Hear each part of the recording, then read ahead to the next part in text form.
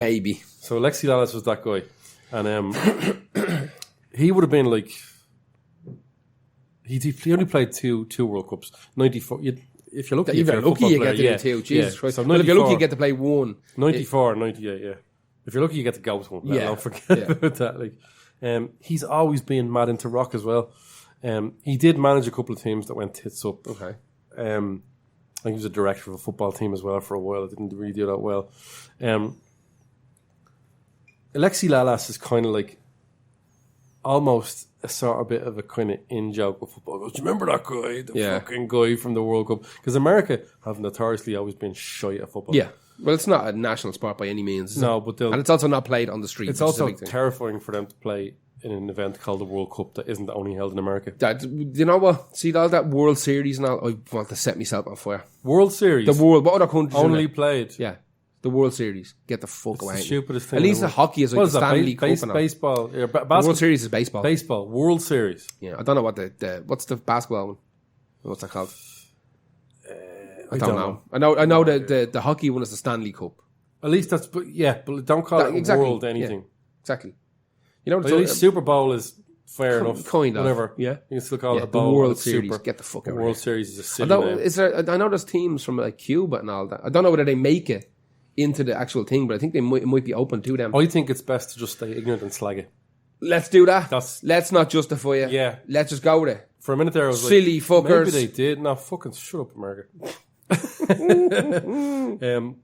He was in a band called the Gypsies. Okay. In college. And in 1998 they supported Hootie and the Blowfish. Oof. I only want to be with you. It's funny because the name of the song is called All I Need Is Some Company. Really? His songs are not as bad as you think they are. So Alexi Lalas, like, Google him if you don't know who it is and you go, I know that guy. He is the icon picture used on that very funny Facebook page, USA Soccer Guy. Okay. And you'd like that page. That sounds like I'd be into it. It's funny because it's football described as if an American, so it's like, instead of a header, he calls it a head kick. And instead of like, it's just... I think I was seeing one of the videos like that. Because years of watching illegal American streams, we got subjected to, and even the American World Cup, subjected to American sports commentators. Oh, it's garbage. Calling things... Even I don't know anything about football. Calling things the wrong, complete Americanized version of things. Exactly. Like... With the sidewinder. What? Yeah, with a sidewinder. You mean the kick? Yeah. Yeah, exactly. And he's tornado punch. He's just caused an equalization. Exactly. What are you talking about? Front of the net. And they always call, first of all, the most annoying thing is penalty. Premier League. Yeah, Premier League. Yeah. Premier League, and they call them PKs instead of penalties. Penos to them would not make any sense at all. Now American commentating's gotten a little bit better since the money went in there. Of course. And they've realised that Fox Sports has a lot of English viewers and stuff like that, you know, accessible true. A lot of people will watch it who are from England or Ireland, live in America. So they had to kind of stop acting the absolute fucking idiots, calling it the fucking, like the upside down back kick. Unreal. It's the bat kick.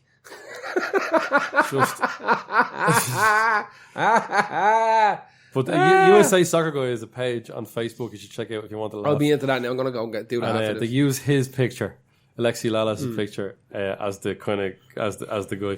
But have a sift through some of his songs. He had a very kind of, when he first broke out, he had a song called Ginger, based on presumably his hair.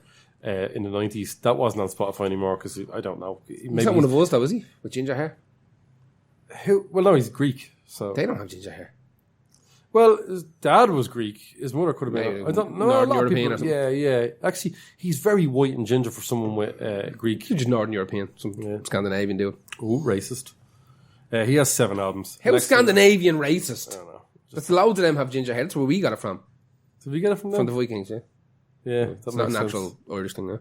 We're just pale. We just glow in the dark. I get a couple of little red hairs coming out of my beard and destroyed them. I get them out. Do you? Probably get them out. Really? I'm riddled with them, lad.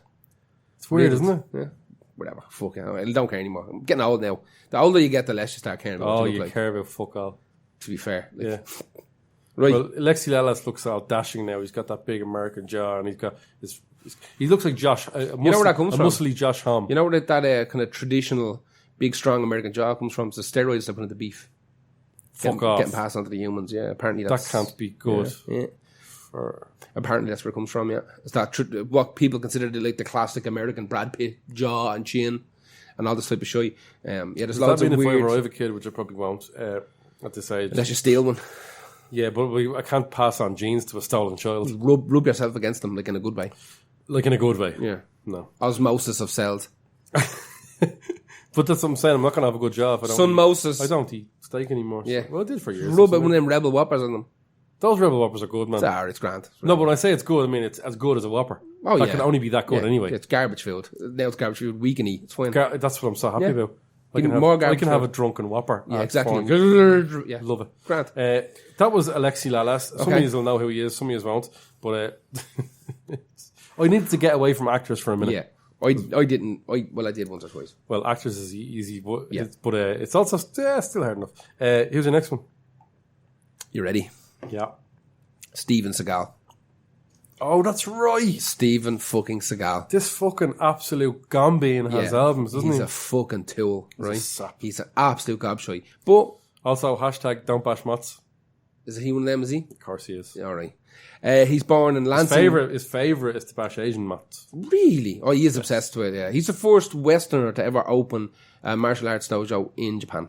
Yeah, where he only beats up women. You can only come here to learn if you're bored, so I can fucking swing you off the wall. The first lesson is just kicking. Exactly. First lesson is how to fall. Donkey that lad. Yeah. The first lesson is sign this NDA. Before you get into Steven Seagal, my favourite thing about Steven Seagal is he has started to do Russian and Eastern European made movies straight to DVD, but they're all using the same Photoshop of his head and putting it onto different bodies, and it's just Google. And it's probably 20 years old. Yeah, absolutely. Google Steven Seagal DVD covers from the last few years, and it's the same picture of him, and it'll be like different sizes. Well, he lives. He was granted citizenship by fucking whatever his name is, Putin. So I think he's a Russian citizen now. And I think he might have dual citizenship somehow. I'm not entirely sure. He's a real American then. He's fucking mad. So he's born in Lansing in Michigan, which is a weird place in anyway. I've been there a couple of times. It's an interesting place. He's mad for guitar. Always, his whole life. Big guitar player. That was always how he kind of chilled out. Not now, for the last 30 years, he's had an awful lot of money. And he started collecting guitars. So he owns guitars. Yeah, exactly. He owns guitars. Why does he talk like that? I don't know. Looks like he got kicked in the throat. Maybe some muff fucking kicked him in the throat one time. That was the end of it. Hated them forever. Yeah. So he owns guitars that used to be owned by B.B. King, Bo Diddley, Stevie Ray Vaughan, Howlin' Wolf, Muddy Waters, Jimi Hendrix. The list goes on and on and on. He's literally bought these guys' guitars. This is his fucking thing. So, fucking hell. He put out this fucking album, right? He put out this album. It's called fucking Crystal something or other. What's it called? The Crystal Cave or something? I have to find it now. I'm going to tell you exactly what it's called. It's a stupid fucking name. Is this on the Marked by Death soundtrack? Yeah, the song I picked is for the Marked from Death. You know what? I hate to admit it, but I used to be a massive fan of his. Nico and I, some great films. I would get them all. Under Siege. Do you remember when you got? I think me and you were at a certain age when we got old enough to really get into this. There was already about 5 of them in the bag ready to go. Yeah. So we went through them all. Yeah. And, they had a history to go digging for. There was no internet, so you never knew how many they had. And they all started the same in a pool hall where someone disrespects a woman. Some bullshit. The irony. Yeah, absolutely. And he batters them with the pool cue and he snaps it on their head. It's always the same bad guys, right? That big bald bad guy with the fingerless gloves. Always. Same guy. This song is called John Crow. Now, this song is on the Marked for Death soundtrack, but I think he re-recorded it for his debut album, which is called something like Songs from the Crystal Cave or some shit like that. And it's a reggae album. A fucking reggae album. Now, he went off and he hired a load of top shelf musicians to help him make this album, including Stevie Wonder. Right? Fuck off. So Stevie Wonder plays on fucking Steven Seagal's debut album. Yeah, he turned a blind eye to all of his.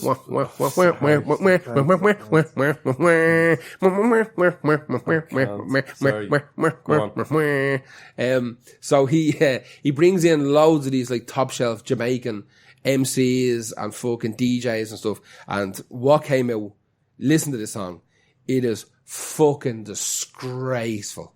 It is fucking disgraceful. His first single was called Alligator Ass. His Which is a sister song of Crocodile Shoes. exactly, yeah, Jimmy Nail and Steven Seagal together at last. He has a band. His band are called Thunderbox, which makes me so happy. Thunderbox. Oh my God! Outrageous. Strange enough, that was Tracy Lord's nickname for a while as well. Stop that. Yeah, Thunderbox. Listen, I don't know what else to say. Except I think he's put 2 albums out and a load of singles. He's put songs on loads of the soundtracks for his films. Loads of songs on loads. It's in my head about to piss now. Really? I don't think I need to piss. Well, you don't. It's You're in my fine. fucking head now. You only had to piss like 5 minutes ago. It's weird. We have to stop It's in talking my about head piss. now. We have to stop. Yeah, New people, this is like the first time they ever listen to the podcast. What is wrong with Why the music and piss? What a combination. What a podcast I've stumbled upon. Yeah, I don't know what else to say. The song is fucking atrocious. The album is fucking atrocious. By the second album, he's kind of left the reggae a little bit behind. And it's just, I don't know what it is. Steven Seagal doing reggae? Yeah. I remember hearing years ago just going, this guy is a fucking sap. Yeah, he's a fucking idiot. But listen, I don't want to get stuck on it too much. It's Steven Seagal. The song is John Crow. And I think it's on his first album. The version I picked is on, for some reason it's shown up as the Mark for Death soundtrack. I don't remember pressing that. But it also has like a load of other people on it. Jimmy Cliff, the Oneness Band. I have fucking no idea. I don't know where that came from. But it's got a deadly picture of Steven Seagal in it, so click it. Yeah, who's your next one? Richard Harris. Oh, yes. One of the best actors of all time. Mm-hmm. Limerick Man. Yep. He's played King Arthur, Dumbledore, and Marcus Aurelius. And he's also played, Oliver Cromwell. Who's also been on this podcast before. Cromwell has been on the... Imagine. We couldn't get him on as a guest. No. No. Well, do you know what? There's been that many fucking Cromwell relatives mentioned on this podcast as well. I bet you could find someone who's related to him. The song is MacArthur Park from 1968. This song is... The Donna Summer song? Well, it's his song. Yeah. It's not... It's Jimmy Webb's song written. Yeah. Jimmy Webb wrote this for The Associates, I think was the band name. And the producer went, when I said incorporate classical elements, I meant the odd violin, not an entire 7.5 minute big arrangement, weird arrangement of mad time signatures. And it's one of the weirdest pop songs of all time. But back then, as Jimmy Webb said in interviews, back then surreal lyrics and surreal ideas were all the rage in the 60s because of all the drugs. Of course. So it was normal. The lyrics to the song are the same lyrics that Donna used. Yeah. MacArthur's Park is melting in the dark, all the sweet green icing flowing down. Someone left a cake out in the rain. I don't think that I can take it because it took so long to bake it. Like gunships off the belt of Orion. And I'll never have that recipe again. It's just so funny to hear him singing that. Yeah. And I was like, I almost didn't want to know what the fuck he was talking about, but because I have to do a podcast on this song and picked it, I had to check it out. It's a thing. So what happened was Jimmy Webb was having a relationship with a girl who broke up with him and his heart was broken. And MacArthur Park was where they would meet for lunch all the time. Okay. She worked close by. She ended up marrying, I think, Linda Ronstadt's cousin. And a funny story about Jimmy Webb was he snuck into the wedding. Okay. And he hid in the gardener's shed to watch the whole thing while his little heart was breaking. Jimmy Webb. Jesus. Jimmy. So, Richard Harris's drinking buddy for a while. And Richard Harris was not really known for singing. He sang in a couple of his films or whatever like that, especially roles where, and obviously because he's a stage-trained theatre actor, he has to sing. Genius actor, yeah. Yeah. He used to just play a bit of piano while Jimmy Webb was there. Yeah. And then he goes, "Whoa, drunken, we should do some music together like that." I was like, yeah, grand. Jimmy Webb thought no more of it. Got a telegram. The telegram is hilarious. Now, I know telegrams have to be short and sweet. Yeah. But the telegram just said, I have to find this now because I had to write it down. It was hilarious. It just said, Dear Jimmy Webb, come London, make record, love Richard. Amazing. Mad fun. So they did that. They went over and they made a few songs. A lot of songs from Richard Harris's debut album called A Tramp Shining, which is a brilliant fucking name. A Tramp Shining. Yeah. and they did MacArthur Park a 7.5 minute long epic pop song. Yeah, the original, Donna one sat in. Yeah, so yeah, like you said, Donna Summer covered it with Georgia Moroder. It's a fucking incredible song. It's brilliant. It's that version is fantastic as well. Yeah, fucking outrageous. And it was the